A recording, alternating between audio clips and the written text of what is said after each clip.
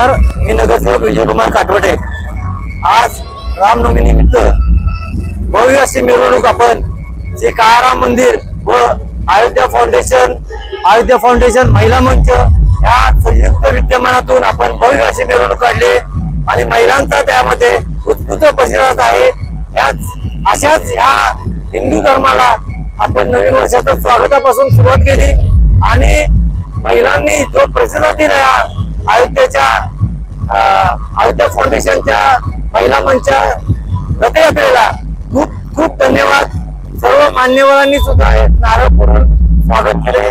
शाहूपुरीचे PI Mhatre साहेब हे सुद्धा आलेले होते, त्यांनी सुद्धा नारळ फोडून रथयात्रेचा शुभारंभ केला आणि खूपच जल्लोषात ही सर्व रथयात्रा चालू आहे आणि खूप आनंदाच्या वातावरणात ही रथयात्रा चालू आहे।